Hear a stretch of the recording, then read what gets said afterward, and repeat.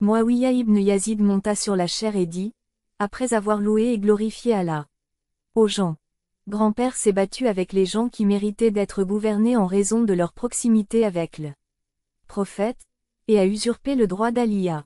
Tant qu'il a vécu, il a fait ce que vous savez jusqu'à ce qu'il quitte le monde. Seul, emportant avec lui le fardeau des actes.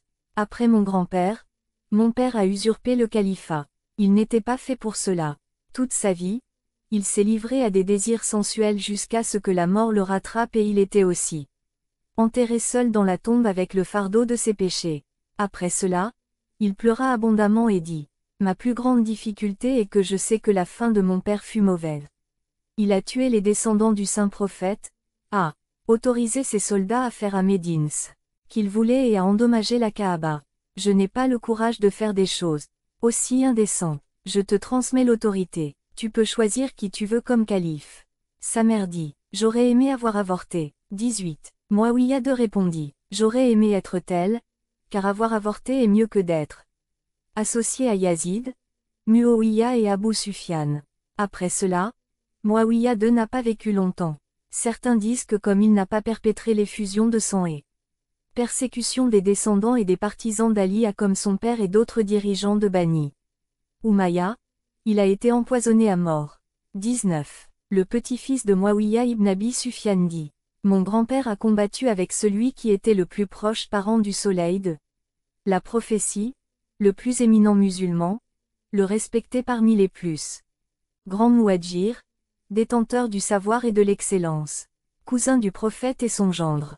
Malgré cela, les laquais de Bani Umayya a qualifié cette rébellion d'erreur de jurisprudence vain.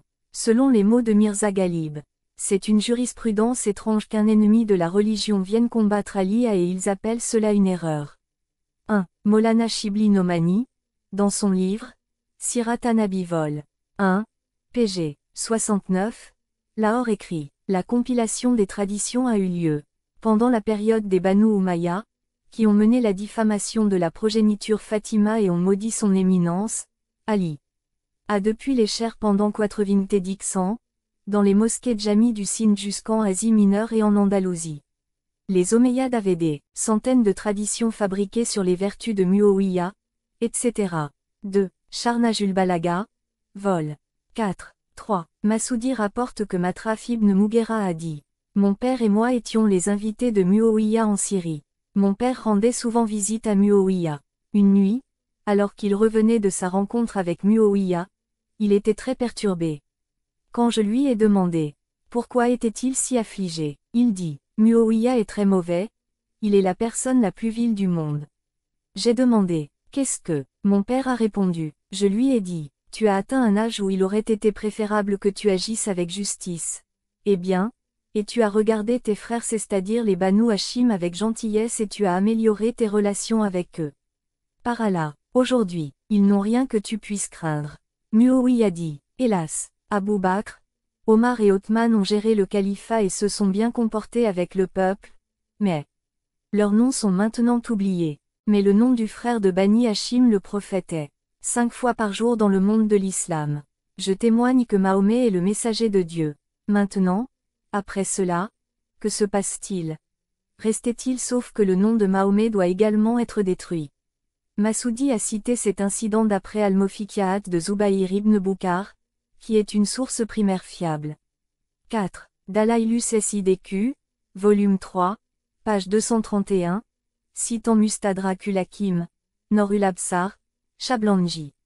Page 100, publié par Saïdiya, Prophète ul-Mawada, Sulernan. Kunduzi Hanafi, page 205, publié à Istanbul. 5. Sharnajul Balaga, Ibn Abiladid, volume 3, p. 15. 6. Hujr ibn Adi était un compagnon du saint prophète. Il fut condamné à mort pour ses objections à la politique et à la pratique des Omeyyades consistant à maudire l'imam Ali ibn Abi Taliba. Une brève histoire de lui est donnée dans ce livre. Note d'Al-Islam. 7. Comme les musulmans considéraient que le meurtre d'Othman était permis alors que le meurtre d'Omar ne l'était pas, le meurtre d'Othman était donc de moindre importance que celui d'Omar. 8. Au début, Ziyad ibn Sumayya soutenait l'imam Aliya. Il en fut de même pour Busr ibn Abi Arta pendant un certain temps. Les Khawarij, qui accusaient l'imam Ali d'infidélité et qu'il était passible d'exécution, faisaient également partie de l'armée de l'imam Aliya. Lorsque Ziyad ibn Sumayya voulut éliminer Saïd ibn Sarah, ce dernier se réfugia auprès de l'imam Hassana. Ziyad retira. La maison de Saïd a été détruite, ses biens confisqués et sa femme et son frère ont été placés en détention. L'imam Hassan a écrit lettre suivante à Ziyad. Donc, dire, vous poursuivez la vie d'un musulman. Il a les mêmes droits que les autres, et l'hostilité à son égard est là. Comme l'inimitié envers les autres. Vous avez démoli sa maison, confisqué ses biens et placé sa femme en détention. Dès que vous aurez reçu ma lettre, reconstruisez sa maison et rendez-lui ses biens et sa femme. Il m'a demandé de faire une pétition en ma faveur et je lui ai donné refuge. Ziyad a répondu, de Ziyad ibn Abu Sufyan à Hassan ibn Fatima. Donc, pour dire, j'ai reçu ta lettre, tu as commencé la lettre avec ton nom, tandis que tu es le suppliant. Je suis le souverain, et tu es un sujet. Tu m'as ordonné comme un roi ordonne à son sujet. Tu as donné refuge à un transgresseur et tu m'as ensuite écrit une lettre. Il t'a fait faire une mauvaise chose, et tu l'as fait. Par Allah, tu ne peux pas le sauver de mes mains, même s'il pouvait s'infiltrer entre ta peau et ta chair. La chair que je voudrais le plus manger serait ta chair. Cède-la donc à son prochain, qui est plus digne que lui, que tu le gardes. Sache que, même si je lui pardonnais son crime, ce ne serait pas à cause de ta demande, et si je le tuais, ce serait à cause de son dévouement envers ton père transgresseur. À Dieu ne plaît. 9. Cette politique a été poursuivie alors que la liberté de croyance est un droit humain fondamental. 10. Ce livre a été écrit en 1962, alors que les racistes dirigeaient l'Afrique du Sud et que les Afro-Américains étaient également privés de leurs droits. De nombreux droits de citoyenneté en raison du racisme. Sula Lazan, Sheikh A.L. Yassine, p. 324, d'où, Zakaïr Uldarayan, page 30. Expression signifiant Allah est le plus grand. 14. Ziyad était celui qui arrêtait les chiites à Koufa et à Bassora, leur coupait les membres, leur enfonçait des barres de fer dans les yeux et les pendait. Depuis les portes. Abu Foutou, vol. 4, pg. 320, Charnaj ul-Balaga, Ibn Abi Ladid, vol. 11, pg. 144. Ce méchant, l'homme a initié la pratique d'exécuter les gens après leur avoir ligoté les mains et les jambes et selon Ibn Khaldun et Ibn Athir, il a enterré vivant Abdour Rahman ibn Izan en raison de sa loyauté envers l'imam Aliya. Shifa Assudor, p. 315, Quin, Mouroujous Zahab, vol. 3 pétagramme 49, 1948 édition. C'est, après Karbala, l'événement le plus tragique fut l'attaque de Médine, qui eut lieu en 63 durant les derniers jours de Yazid. Un bref compte-rendu de cet événement est que les habitants de Médine se sont rebellés contre Yazid, car ils le considéraient comme un transgresseur, un pécheur et un oppresseur. Ils ont expulsé le gouverneur de Yazid de la ville et ont nommé Abdullah ibn Hanzala comme leur chef. Lorsque Yazid a été informé de cela, il a envoyé Muslim ibn Uqba al-Mari que les anciens musulmans appelaient Mousraf ibn Uqba avec une force de 12 000 hommes pour attaquer Médine et lui a ordonné de donner aux habitants de la ville 3 jours pour se rendre. S'il était en désaccord, il devrait être attaqué et après leur défaite, la ville de Médine devrait être laissée libre pour les soldats à faire ce qu'ils voulaient. L'armée partit avec ses ordres. Une bataille eut lieu. Médine fut conquisée. Après cela, selon les instructions de Yazid, les soldats furent autorisés à faire ce qu'ils voulaient à Médine pendant 3 jours. Il y eut des pillages et des tueries dans toute la ville pendant ces 3 jours.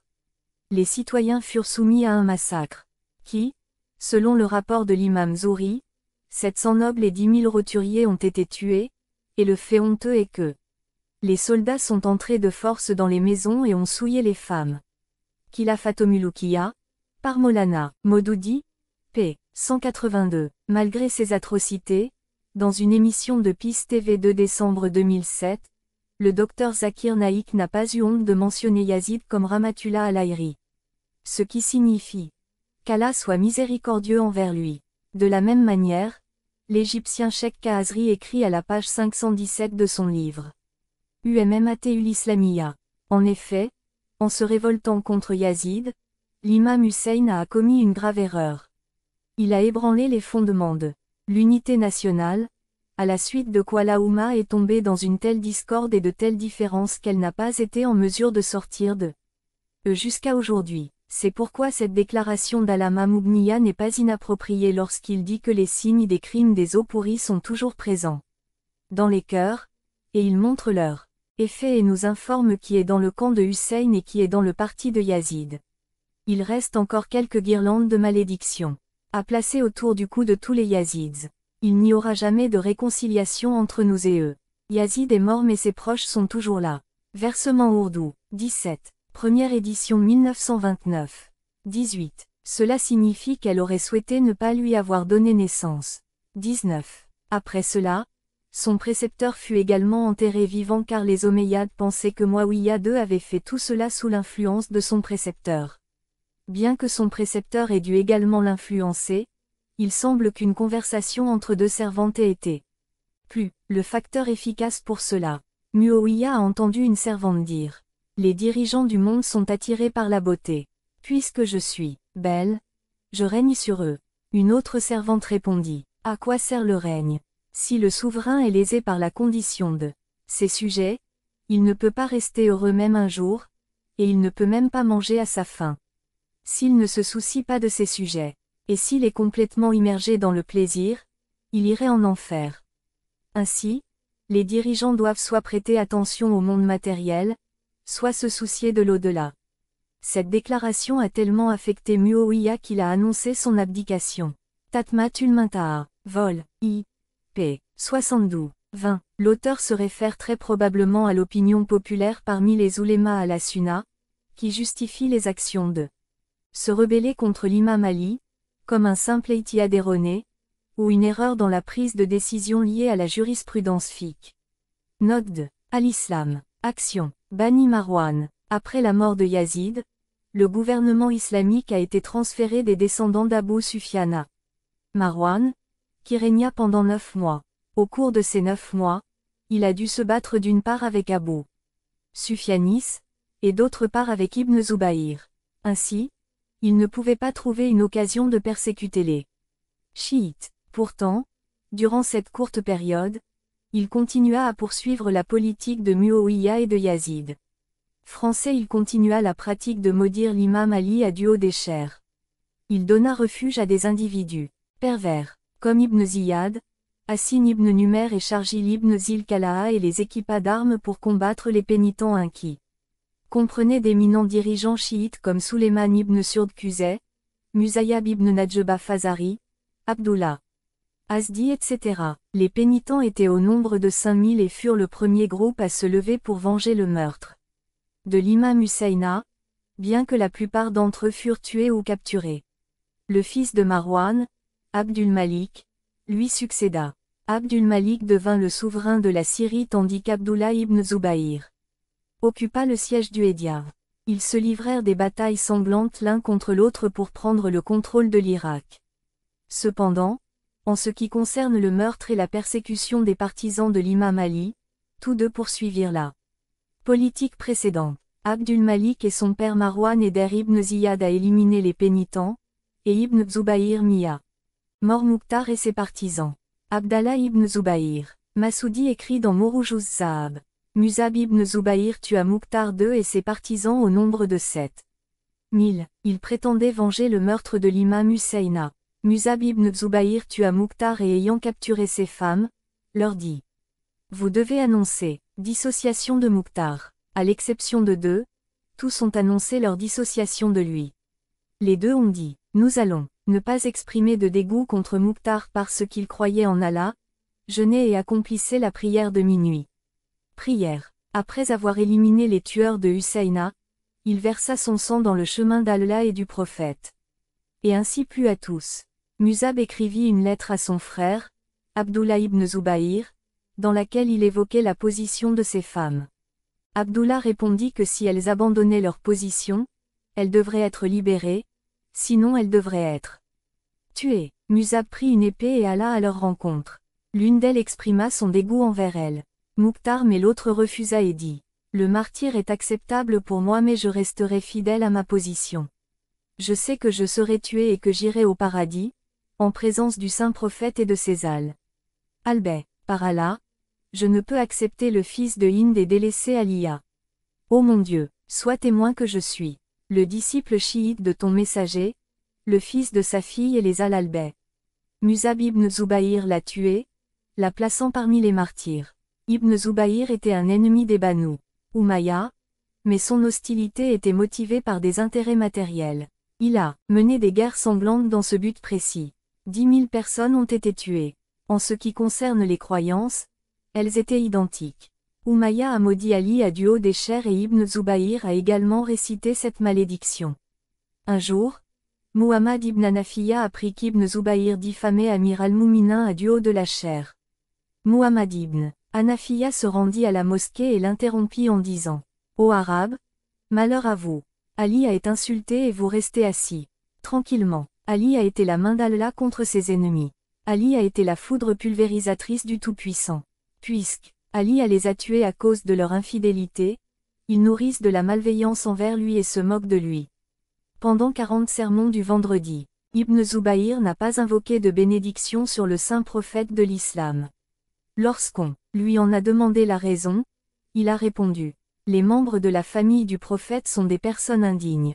Si je prononce son nom, leur courage augmentera et ils seront heureux, et je ne veux pas qu'ils soient heureux. » L'imam Ali a dit « Zubayr était mon ami, mais il a cessé d'être amical lorsque son fils malchanceux Abdullah est né. Si les Banu Umayya ont tué des hommes et des femmes parce qu'ils étaient chiites, Ibn Zubayr a fait de même. Il est vrai que la mentalité des gens qui existaient il y a des milliers d'années existe encore aujourd'hui. Car nous voyons que le comportement d'Ibn Zubayr et de Bani Umayya envers les chiites était le même. L'attitude des pays coloniaux envers les nations faibles. Les puissances coloniales ont des divergences entre elles sur les questions relatives à l'acquisition des pays et des marchés producteurs de pétrole et d'or. Cependant, en ce qui concerne l'oppression des peuples indépendantistes et des nationalistes, leur politique est la même. Elles ont conclu des pactes contre les nations faibles qui veulent vivre une vie saine et indépendante et prendre le contrôle de leurs ressources. Bien que les puissances coloniales diffèrent les unes des autres, elles ont un seul programme contre le pays colonisé. Cette politique du monde moderne n'est pas différente de celle d'Ibn Zubayr et de Bani. Les Omeyyades, ils se battaient entre eux pour étendre leur territoire mais s'accordaient entre eux sur la persécution des hommes libéraux, en particulier les chiites de l'imam Aliya. Abd al-Malik. La guerre entre Abd al-Malik et Ibn Zubayr a culminé avec la victoire d'Abd al-Malik et l'élimination. Abd al-Malik adopta une nouvelle politique à l'égard des descendants de l'imam Aliya. Il écrivit à Hajjaj ibn Yusuf, son gouverneur. Évite de verser le sang des Banu Abdul Muttalib car j'ai vu que lorsque les descendants d'Abu Sufyan se barbouillaient les mains de leur sang, leur régime tombait. Abdul Malik ordonna à Hajjaj d'éviter de verser le sang des Banu Abdul Muttalib, mais il ne l'a pas fait à cause de son amour pour le saint prophète ou de sa crainte d'Allah. C'était plutôt parce qu'il avait peur que son trône, son sceptre et sa couronne lui soient enlevés. Abd al-Malik prononça ces mots après avoir tiré une leçon de la vie des descendants d'Abu Sufyan et avoir vu leur sort de ses propres yeux. C'est pourquoi il ordonna à Hajjaj de ne pas verser le sang des enfants d'Abd al-Muttalib. Mais, chaque fois que les vrais croyants et les adeptes al-Albay présentaient un danger pour son trône, il était jugé nécessaire de verser leur sang. Abd al-Malik oublia que tôt ou tard les systèmes despotiques seraient coupés à la racine même de leur régime. Il oubliait que le sang des Kouraïchites magnanimes et des non-Kouraïchites nourrit l'arbre de la liberté. Abd al-Malik a interdit à Hajjaj de verser le sang des descendants d'Abd al-Muttalib, mais à la fin, il lui ordonna en même temps d'assiéger la Mecque et de démolir la Kaaba. Il lui donna le contrôle du Hédiaz et l'Irak lui a donné carte blanche pour tuer et persécuter le peuple de la pire manière possible. Hajjaj ben Youssouf Eyai était un meurtrier par nature. Pour étancher sa soif de sang, il tuait aussi bien les vieux que les jeunes. Le fait d'être accusé de chiisme était une justification suffisante pour qu'il tue cette personne. À l'époque de Eyai, il valait mieux être traité d'infidèle que de chiite. Ibn Abil Adi décrit dans Sharnaj ul-Balaga. 3. L'imam Muhammad al-Bakir a dit. Dans chaque ville où ils ont attrapé nos chiites, ils les ont tués. Ceux qui étaient soupçonnés d'être chiites ont eu les mains et les pieds amputés. Une personne dont la dévotion envers nous est devenue connue a été emprisonnée, ses biens ont été saisis et sa maison démolie. Ses difficultés ont augmenté, jusqu'à l'époque d'Ibn Ziyad, qui tua l'imam Husseina, puis vint Hadjaj, qui tua ou emprisonna des personnes simplement soupçonnées d'être chiites. Les chiites étaient dans une situation si critique et dangereuse qu'une personne préférait être qualifiée d'infidèle plutôt que être appelé un chiite de l'imam Aliya. 2 partisans de l'imam Ali ont été amenés devant Hadjaj. L'un d'eux, on leur a demandé d'exprimer de la haine contre l'imam Aliya. Il a demandé, qu'est-ce qu'Ali a fait pour que je puisse exprimer de la malveillance contre lui. Hadjaj a dit, qu'Allah me tue si je ne vous tue pas. Maintenant dites-moi, dois-je couper tes mains ou tes pieds? L'homme dit, soumets-moi au supplice que tu voudrais toi-même subir, soumis au jour du jugement, car ce jour-là, Allah me donnera le droit de me venger. Toi, Hadjaj dit moqueusement, où est ton Allah? L'homme répondit, il est en embuscade pour le. Hadjaj ordonna qu'on lui coupe les mains et les pieds, puis qu'on le pende. Puis il demanda au deuxième homme, que dis-tu? Il répondit, ma réponse est la même que celle de mon ami, que vous venez de crucifier. Hadjaj ordonna qu'on le décapite également, puis qu'on le pende. Kambar, aux yeux des gens, Kambar était l'esclave d'Aliya, mais ayant bénéficié des bienfaits de la foi de l'imam Aliya, il avait atteint les sommets de la spiritualité. Un jour, le Hadjaj sanguinaire dit à ses fonctionnaires, aujourd'hui, je veux tuer un compagnon d'Ali. Ils répondirent, Kambar serait le mieux placé pour servir votre but. Hadjaj l'appela et lui demanda, es-tu Kambar? Lorsqu'il répondit par l'affirmative, Hadjaj lui demanda, qu'as-tu fait pour Ali? Kambar a dit, j'apportais de l'eau à mon maître pour qu'il puisse faire ses ablutions. Hadjaj a demandé, qu'a-t-il fait après avoir effectué ses ablutions? Kambar a dit, il a récité le verset, et lorsqu'ils oublièrent ce qu'on leur avait rappelé, nous sauvâmes ce qui interdisait le blâmable. Et nous avons frappé d'un mauvais châtiment les injustes par ce qu'ils ont transgressé. 7. 165. C'est pourquoi, lorsqu'ils persistèrent dans ce qui leur avait été interdit, nous leur dîmes, soyez comme des singes, méprisés et haïs. 7. 166. Et lorsque ton Seigneur annonça qu'il enverrait certes contre eux, au jour de la résurrection, ceux qui les soumettraient à un châtiment dur, ton Seigneur est certes prompt à punir, et il est certes pardonneur et miséricordieux. 7. 167. Hadjaj dit, je pense qu'il a appliqué ce verset à nous. Oui, dit Kambar avec un courage parfait. Hadjaj demanda, et si je te tuais? Kambar dit, je serai chanceux, et tu seras damné. Hadjaj a dit, renoncez à la religion d'Ali. Kambar répondit, apportez-moi une meilleure religion avant que j'abandonne la religion d'Ali. Hadjaj dit, je vais te tuer. Dis-moi comment tu veux être tué. Kambar a dit, Amir al-Mouminin m'a dit que je serais abattu comme un mouton sans aucune offense. De mon côté, Hadjaj a ordonné qu'il soit abattu.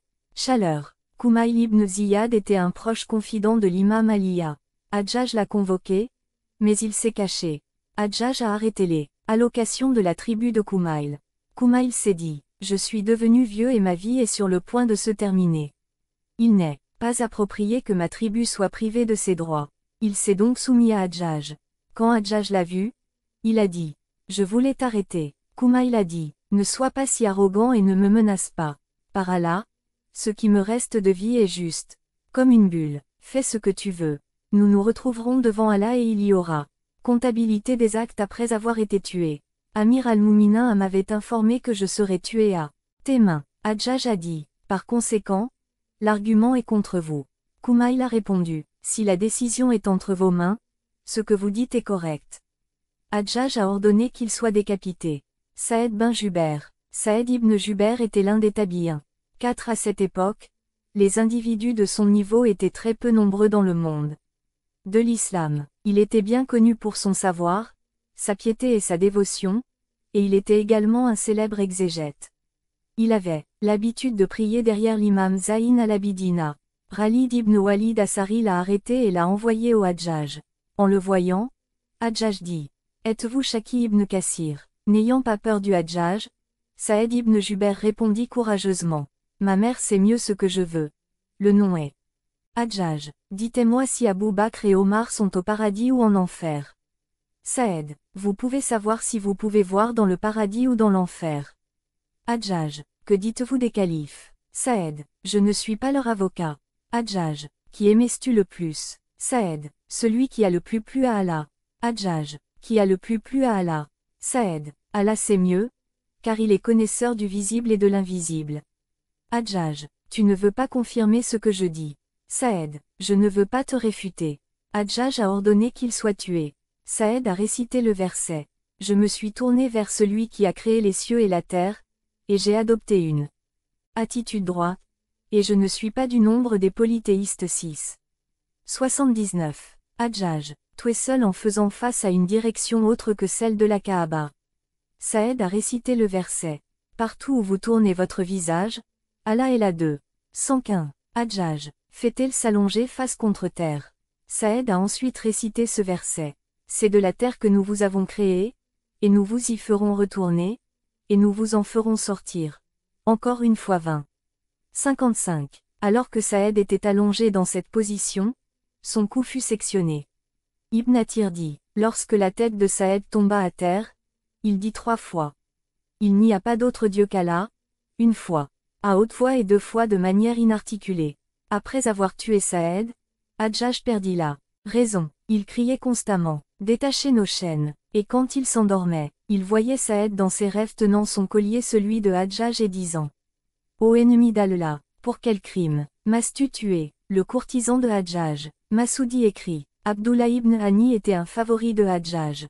Abdullah avait un visage très laid et marqué de petites vérolles et avait une bosse sur la tête. Sa bouche était tordue et ses yeux tordus.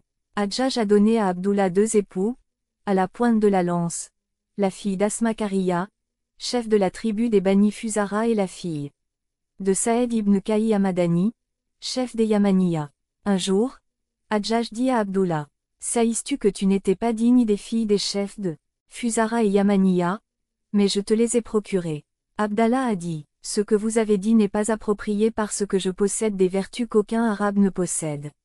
Hadjaj: Quelles sont tes vertus? Abdullah: Othman n'a jamais été critiqué dans mes réunions. Hadjaj: Oui, c'est vrai. Abdullah: 70 hommes de ma tribu ont été tués lors de la bataille de Siffin, alors qu'ils servaient dans l'armée de Muawiyah. Mais un seul de mes hommes a été tué alors qu'il servait dans l'armée d'Abu Turab, et ce n'était pas non plus un homme bon. Hadjaj: C'est aussi une distinction. Abdullah: Aucun de nos hommes n'a jamais épousé une femme dévouée à Ali. Hadjaj: Par Allah, c'est aussi une vertu. Abdullah: Nos femmes avaient juré que si Hussein était tué, elles sacrifieraient 10 chameaux.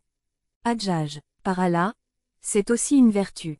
Abdullah: Si quelqu'un de notre famille entend qu'Ali est maudit, il le maudit également et maudit Hassan, Hussein, et leur mère aussi. Hadjaj: Par Allah, c'est aussi une vertu. 7. Selon Ibn Athir, après avoir remporté la victoire sur Ibn Zubayr, Hadjaj est venu à Médine et a abusé des habitants et insulta beaucoup d'entre eux. Pour les insulter, il leur mit des menottes ou les marqua leurs mains. 8. Ibn Athir écrit encore: Hadjaj a suivi le système de division de l'armée en différentes catégories. Cette innovation a commencé, à son époque, continue jusqu'à ce jour, et le péché qui en a résulté est enregistré dans le rouleau de Hadjaj. Acte 9. Prison du Hadjaj. Massoudi écrit dans Mouroujuz Zahab: En dehors de se tuer dans les batailles, le nombre de personnes ayant participé au Hadjaj, 120 000 personnes furent éliminées. À sa mort, 50 000 hommes et 30 000 femmes innocents croupissaient dans sa prison, sans qu'aucune plainte n'ait été déposée contre eux. Parmi eux, 16 000 étaient nus. La prison de Hadjaj n'avait pas de un toit, était utilisé pour abriter les prisonniers de la chaleur en été et du froid en hiver, ou de la pluie. D'autres moyens de torture étaient également employés dans cette prison. Il est mentionné dans Tariq ibn Jawzi que la prison de Hadjaj n'était constituée que d'un mur d'enceinte et qu'elle n'avait pas de toit. Lorsque les prisonniers s'asseyaient à l'ombre de ce mur pour échapper au soleil, Les gardes leur lançaient des pierres. Hadjadj les nourrissait avec du pain préparé avec de l'orge mélangé à des cendres et du sel, ce qui faisait que le teint des prisonniers devenait comme celui des nègres. Un homme a été mis dans cette prison. Après quelques jours, sa mère est venue s'enquérir de lui. Mais elle ne le reconnut pas, car son teint était devenu complètement noir. Elle dit, « Ce n'est pas mon fils. C'est un nègre. » Cependant, lorsqu'elle fut convaincue que c'était son fils, elle poussa un cri de surprise et décédé. Ce ne sont là que quelques exemples des crimes horribles du Hadjadj que de nombreux historiens ont enregistrés.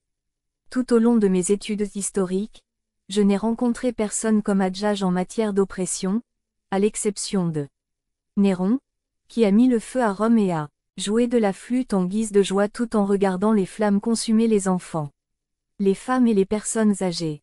Hadjadj était simplement l'ennemi d'Allah et de l'humanité, et nourrissait de la méchanceté contre le saint prophète et ses descendants. Si l'on ne tient pas compte de la tragédie de Karbala, on constate que l'époque de Hadjadj fut plus douloureuse pour les chiites que celle de Muawiyya et de Yazid. Quand on voit qu'à l'époque de Hadjadj, il valait mieux être traité d'infidèle qu'un chiite, on peut se rendre compte à quel point il a commis des atrocités contre les chiites. Hadjadj lui-même a admis ce fait à plusieurs reprises. Un jour, il a dit aux habitants de Koufa, « Je vais accomplir le Hadj. J'ai désigné mon fils Muhammad comme mon adjoint. Je lui ai ordonné de ne pas accepter le Hadj. Ce que disent les justes est de ne pas épargner vos pécheurs. » 10. C'est un fait que même si tous les Kufiens n'étaient pas des partisans de l'imam Aliya, la plupart d'entre eux l'aimaient. C'est pourquoi Hadjadj a dit cela précisément. De telles politiques terribles à l'égard des chiites ont continué depuis l'époque de Muawiyya et Ziyad, jusqu'à l'ère de Yazid, Ibn Ziyad, Abdul Malik et Hadjadj, et ont continué même après cela. En d'autres termes, le despote de chaque époque a traité les chiites avec une rigueur de fer. Abdul Malik avait nommé un névrosé meurtrier comme Hadjadj pour renforcer son contrôle sur l'Irak et le Hédiar. Hadjadj massacrait les gens en groupe et ne les considérait pas comme supérieurs aux vers ou aux insectes. Il était très obsédé par le meurtre, qu'il tuait même ceux qui acceptaient de lui obéir ainsi que les enfants, femmes et hommes âgés. En commettant ces atrocités qui firent frémir tout le monde, Hadjadj devint le favori d'Abdul Malik, fit de lui un partenaire dans son règne et lui donna le contrôle de l'Irak, du Fars, du Kerman, du Sistan, du Khorasan, d'Oman et au Yémen. Toute sa vie, il a pris particulièrement soin de Hadjadj et au moment de sa mort, il a fait un testament en faveur de Hadjadj. Ibn Athir dit, quand Abdul Malik réalisa qu'il était sur le point de mourir, il dit à ses héritiers, « Je vous ordonne de craigner Allah et honorer le Hadjadj, car c'est le Hadjadj qui a renforcé notre règne, a vaincu les ennemis. Et nous avons réprimé nos adversaires. » Ce legs reflète la mentalité avec laquelle ces gens gouvernaient. Quelle logique absurde. D'un côté, il a dit à ses enfants de craindre Allah et d'autre part, d'honorer le Hadjadj. C'est comme dire que l'obscurité est lumière, le mensonge est vérité et la justice est oppression. De tout temps, la justice et la piété, aux yeux des régimes despotiques, ont toujours consisté à tuer, piller, emprisonner et empaler les gens.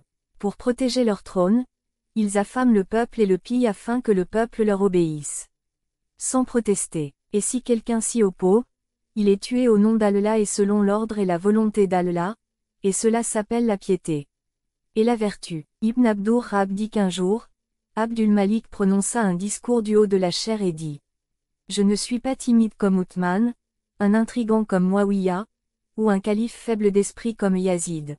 Mon épée la tête de quiconque la lève en signe d'opposition contre moi. » Après cela, il descendit de la chair. Abdul Malik avait utilisé les paroles de Yazid ibn Mukana Azri qui avait montré Muawiyya et avait dit, « Si Muawiyya est tué, ce Yazid occupera sa place. » Puis il a montré Yazid et a dit, « Il y a épée pour celui qui s'oppose à cet homme. » En disant cela, il montra son épée. Le régime despotique des Bani Umayya était basé sur la force et la coercition, et il a perduré jusqu'à ce que leur règne soit renversé et que le démon de la corruption soit détruit.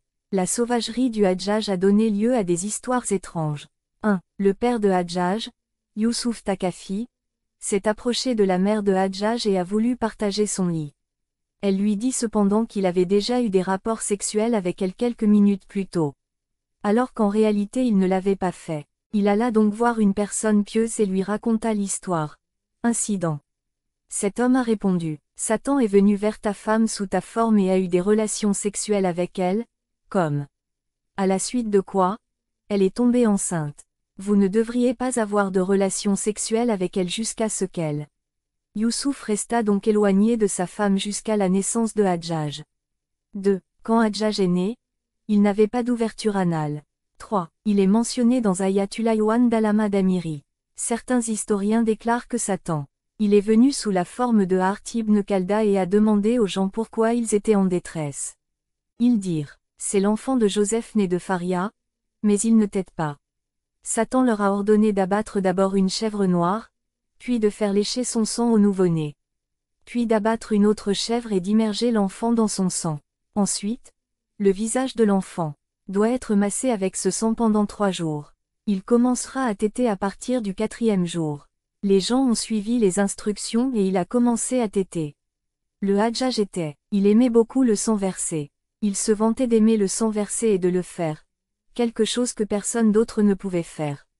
11. Que ces récits soient vrais ou faux, ils montrent clairement à quel point Hadjaj était une personne méchante. Champion de la méchanceté. Lorsqu'Hadjaj atteignit l'âge de 54 ans, il souffrit d'une maladie d'estomac qui dura 15 jours. Pendant cette période, il a eu la certitude qu'il allait mourir. Le médecin l'a examiné et l'a ensuite attaché un morceau de viande à un fil et l'envoya dans sa gorge. Lorsque le fil fut retiré, un grand nombre des vers étaient collés au morceau de viande. Pendant ce temps, Hadjaj souffrait de frissons et de froid. De grands feux étaient allumés autour de lui et si près de lui que sa peau pouvait être brûlée, mais il ne ressentait pas la chaleur. Lorsqu'Hadjaj a mentionné sa maladie à Hassan Basri, ce dernier a dit « Je t'ai dit de ne pas harceler les serviteurs vertueux d'Allah, mais tu as fait pire que cela. » Hadjaj a dit « Je ne t'ai pas demandé de prier pour ma santé. Je veux que tu fasses quelque chose pour que je puisse mourir. » Bientôt, à sa mort, Hassan Basri fit la prosternation de reconnaissance en disant « Ô Seigneur, tout comme tu as pris, il faut l'éloigner et mettre un terme à sa politique indécente. » Hadjaj mourut en 95 de l'Hégire sous le règne de Walid dans la ville de Wazi et il fut enterré là. Sa tombe fut cachée et on y versa de l'eau. Walid organisa une réunion pour pleurer sa mort. Omar ibn Abdulaziz a dit « Si chaque nation envoie son méchant concourir pour la sélection du champion de la méchanceté et que nous envoyons le Hadjaj seul, nous pouvons gagner ce concours. » Walid bin Abdul Malik. Après avoir régné pendant 21 ans et 45 jours, Abdul Malik ibn Marwan mourut et fut remplacé par Walid.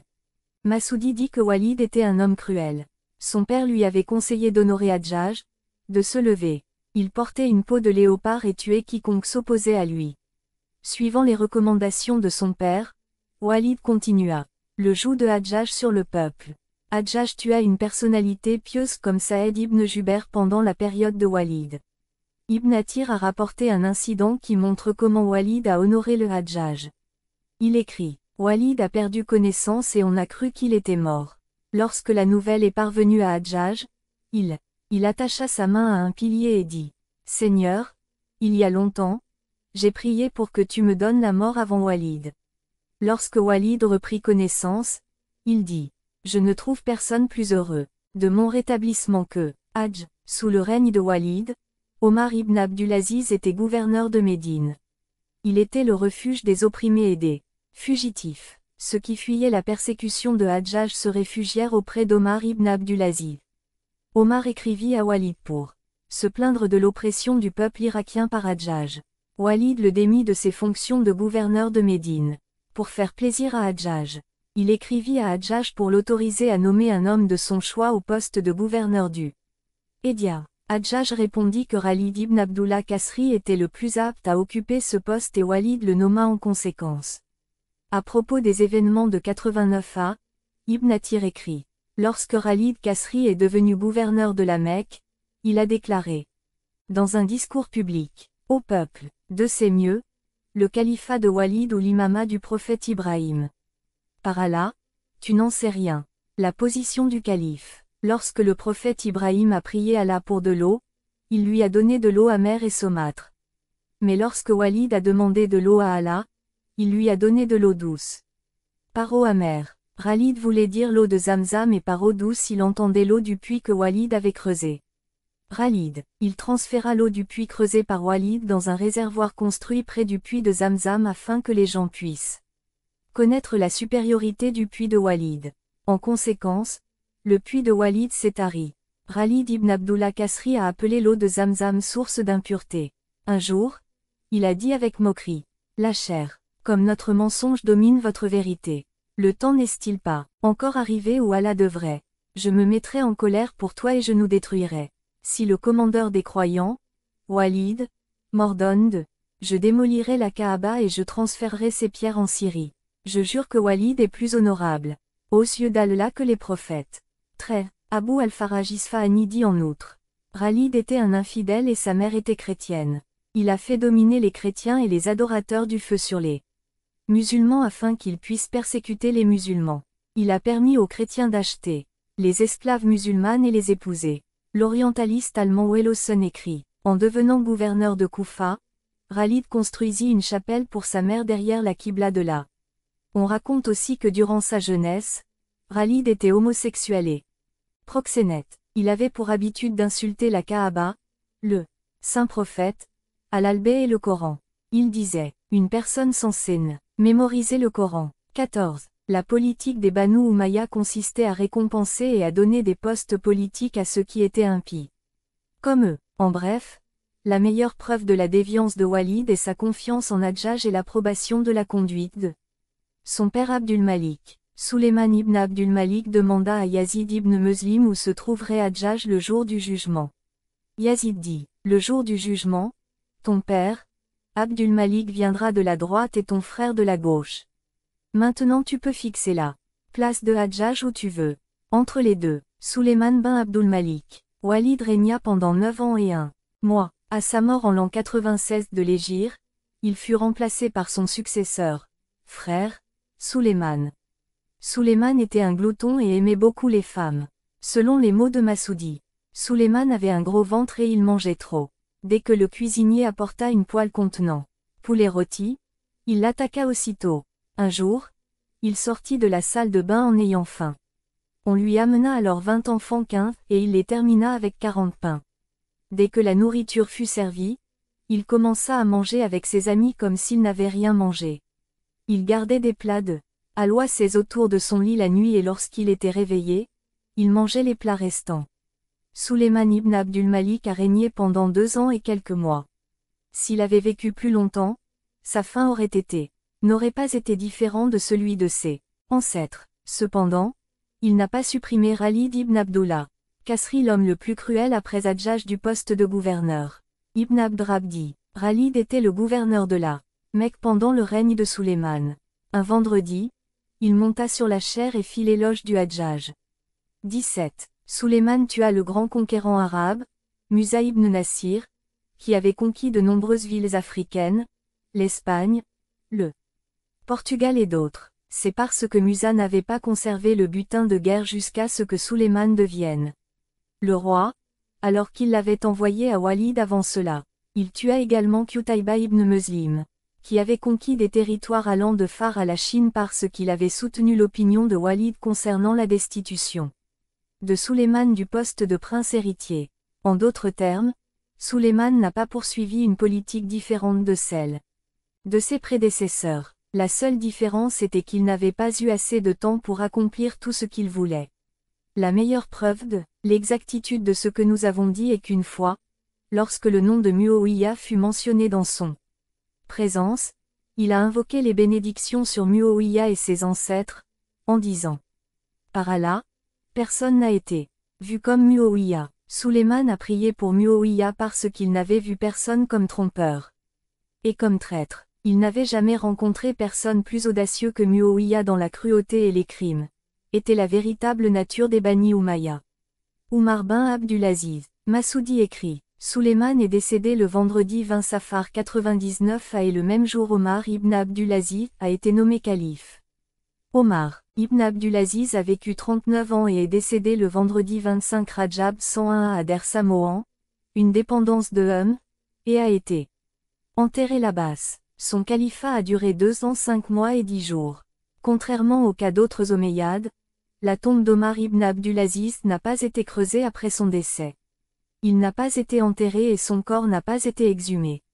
Il n'est pas étonnant que les gens maudissent les Banu Umayya, exhument leur corps et les brûlent. Mais ils invoquent des bénédictions pour Omar ibn Abdulaziz, l'honorent, visitent sa tombe. Et croient qu'elle est bénie, car tout cela est dû aux bonnes actions d'Omar ibn Abdulaziz. Abdulaziz, comme mentionné précédemment, Muawiyya a initié la malédiction de l'imam Ali et cette pratique a continué pendant l'époque de Yazid, Marwan et Bani Marwan. Lorsque Walid prononçait la malédiction d'Aliya, il avait l'habitude prononcer mal la phrase arabe, ce qui donne une signification erronée. Ali était un voleur et le fils d'un voleur. Les gens étaient étonnés de sa mauvaise diction et disaient « Nous n'avons jamais entendu dire qu'Ali ait commis un vol ». Khalid Kasri a déclaré depuis la chaire à la Mecque que la malédiction d'Allah soit sur Ali qui était le gendre du prophète et le père de Hassan et de Hussein. Puis il dit en plaisantant « Je n'ai pas mentionné Ali ». Puis il commença à insulter l'imam Hassan et l'imam Husseina. Ubaidullah Sami interrompit Khalid et récita les couplets suivants. Qu'Allah maudisse celui qui maudit Ali, Hussein et l'imam avant lui Hassan. ESTCE. Que tu maudis, ceux dont le grand-père, l'oncle et les parents étaient issus d'une noble lignée. Les pigeons et les autres oiseaux sont en sécurité, à la Mecque, mais les descendants du prophète sont en insécurité. Je rends hommage à la mémoire des purifiés, à l'albé du prophète. Que les bénédictions illimitées d'Allah descendent sur eux jusqu'au jour du jugement. 18. Fin de l'innovation des jurons. La malédiction des al-albé du prophète a continué jusqu'à l'époque d'Omar ibn Abdulaziz. En d'autres termes, la raison de l'abrogation de cette coutume était « J'avais l'habitude d'apprendre le Coran avec un descendant d'Adba ibn Masoud. Un jour, alors que je jouais avec les enfants et que je maudissais Ali, mon professeur est passé à côté de moi et s'est rendu à la mosquée. J'ai également laissé les enfants, et je suis allé à la mosquée pour prendre des cours de Coran. Mon professeur a prolongé ses prières, m'ignorant. Je lui ai demandé pourquoi il était mécontent. Il a demandé, ESTCE toi qui maudis Ali depuis quelques jours. J'ai répondu il a dit, comment as-tu su qu'Allah était en colère contre Ali? Allah a-t-il jamais été en colère contre ceux qui ont combattu dans la bataille de Badr et ont prêté serment de Rizwan? J'ai demandé, Ali est-il un participant de Badr? Il dit, la gloire de Badr n'appartient qu'à Ali. J'ai dit, je ne maudirai jamais Ali. Encore une fois, mon professeur m'a demandé de promettre que je ne ferai plus une chose aussi honteuse à l'avenir. Et j'ai promis. Omar ibn Abdulaziz dit en outre, le vendredi, mon père prononçait un sermon convaincant depuis la chaire à Médine. Cependant, lorsqu'il arrivait à Médine, au moment de maudire Ali, il bégayait et avait du mal à parler de ce sujet. Je m'étonne de cela. Un jour, j'ai dit à mon père, tu es un orateur éloquent, mais quand tu commences à jurer, Ali, pourquoi as-tu du mal à parler? Mon père m'a demandé, as-tu remarqué cela? J'ai dit, oui, mon père, dit, si les Syriens et les autres viennent à connaître les vertus d'Ali, ils ne nous obéiront pas et traverseront. Aux descendants d'Ali, je me souviens des paroles de mon père et de mon professeur, et j'ai promis à Allah Tout-Puissant que si j'atteignais le califat, je cesserai l'innovation consistant à maudire Ali. Omar ibn Abdulaziz a tenu sa promesse et a interdit les malédictions et a ordonné que le verset suivant devrait plutôt être récité. Certes, Allah ordonne d'être juste, de faire du bien et de donner aux autres, parenté, et il interdit l'indécence, le mal et la rébellion, il vous avertit afin que vous soyez consciencés. 90. Il envoya des instructions à cet effet à toutes les villes du monde islamique. Cette action fut adoptée comme une obligation et est devenue fermement enracinée dans la société. Omar ibn Abdulaziz a été hautement loué pour ceci. 19. Omar ibn Abdulaziz naquit et fut élevé dans la famille des Banu Umayya, mais son maître, Ubaidullah ibn Abd ibn Atba ibn Masoud était dévoué à l'imam Ali et à Al-Albéa. Il avait caché sa dévotion pour Al-Albéa par crainte pour sa vie. Durant l'enfance d'Omar ibn Abdulaziz, Ubaydallah saisit l'occasion et lui expliqua la grandeur de l'imam Ali. Plus tard, Omar ibn Abdulaziz a observé que son père bégayait dans son sermon tout en maudissant l'imam Ali. Et les propos de son professeur furent confirmés. Son père dit aussi la vérité et les faits devinrent. Il était clair pour lui. Omar ibn Abdulaziz s'est rendu compte que l'imam Ali a été supérieur et véridique, et que les Bani Umayya étaient dans l'égarement. Son cœur a répondu à l'appel de la vérité et il a tenu sa promesse. Avait fait à Allah. C'était une action qui s'est manifestée comme le résultat d'un raisonnement logique. Elle s'est étendue et développée, et, lorsqu'une opportunité appropriée s'est présentée grâce à une réflexion correcte, une bonne action a été réalisée. Il faut rendre hommage au professeur d'Omar ibn Abdulaziz, qui lui a montré le droit chemin. Comme nous l'avons dit plus haut, Muawiyya ibn Yazid Muawiyya II a renoncé au califat et a critiqué son père et son grand-père pour leurs péchés. Il en était ainsi parce qu'il avait reçu des instructions d'un vrai croyant, qui avait caché sa foi. Les Banu Umayya ont enterré vivant ce professeur à cause de l'abdication de Muawiyya II, et parce qu'il avait invoqué des bénédictions sur l'imam Ali. C'est Omar ibn Abdulaziz qui a restitué les vergers de Fadak aux descendants de Dame Fatima. Il le remit à l'imam Muhammad al-Bakira. Certains Quraysh et Syriens s'opposèrent à cette action, en disant que cela revenait à critiquer la décision d'Abou Bakr et d'Omar. Cela signifie qu'ils avaient privé Dame Fatima de son droit, et étaient donc des usurpateurs et des oppresseurs. Omar ibn Abdulaziz a dit, la revendication de Dame Fatima était raisonnable, et le verger était en sa possession. Étant la chef des femmes du paradis, elle ne pouvait attribuer une fausse chose au saint prophète concernant le don qu'il m'a accordé. Par cet acte, je cherche à me rapprocher d'Allah et de son messager. Et j'espère l'intercession de Dame Fatima, de l'imam Hassan et de l'imam Hussein. Si j'avais été à la place d'Abou Bakr, j'aurais accepté la parole de Dame Fatima et je ne lui aurais pas attribué de mensonge. 20. L'imam Ali est supérieur à tous les musulmans. Ibn Abil Adi décrit 21. Nos coreligionnaires, les Mutazilites, ont déclaré que l'imam Ali occupera une position très élevée lors du jugement. Il est la personne la plus éminente, en raison de sa morale, de ses vertus et de ses talents. Quiconque est hostile, il est l'ennemi d'Allah et restera éternellement en enfer avec les infidèles et les hypocrites. Cependant, si un ennemi de l'imam Ali se repent avant de quitter ce monde, Allah lui pardonnera. Quant à ceux qui ont assumé la fonction de califat avant lui, si Ali s'était opposé à eux ou s'était mis en colère contre eux, ils étaient l'objet de la colère divine. Cependant, comme il n'était pas en colère et n'avait pas tiré son épée contre eux pour recouvrer le califat, nous pouvons dire qu'il était satisfait d'eux. Le saint prophète a dit, se battre contre Ali c'est se battre contre moi et faire la paix avec Ali c'est faire la paix avec moi. Seigneur, sois l'ami de celui qui est l'ami d'Ali et sois l'ennemi de celui qui est l'ennemi d'Ali. Les amis d'Ali sont de vrais croyants et les ennemis d'Ali sont des hypocrites. Puisque l'imam Ali était satisfait de leur califat, leur prêtait allégeance, accomplissait des prières derrière eux, leur donnait la main de ses filles et utilisait leurs richesses, nous ne pouvons pas aller au-delà de sa ligne de conduite et ne pouvons ignorer ce qui lui a été associé. 22. Comme l'imam Ali a exprimé son dégoût pour Muawiyya et l'a maudit, nous exprimons également notre dégoût pour lui et maudit Cézal, lorsqu'il jugea que les Syriens s'étaient détournés, malgré le fait que certains compagnons, comme Amr ibn As et son fils étaient également présents parmi eux, nous les jugeons également déviants. Notre conviction qu'à part la prophétie, il n'y a aucune différence entre le saint prophète et l'imam Ali. 1. Quant aux compagnons distingués que l'imam Ali n'a pas critiqués, nous ne les condamnons pas non plus. Nous les traitons exactement de la même manière dont l'imam Ali les a traités.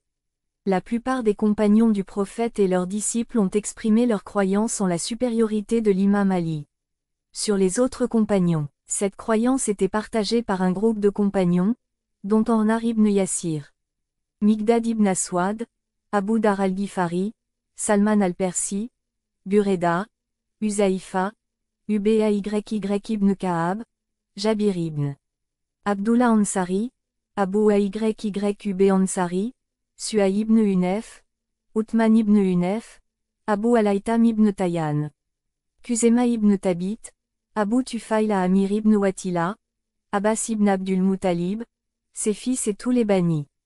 Hachim et quelques autres. Allama Iqbal dit, exprimant sa croyance. Il y a aussi du chiisme dans sa nature. J'ai entendu de lui qu'il croyait en la supériorité d'Ali.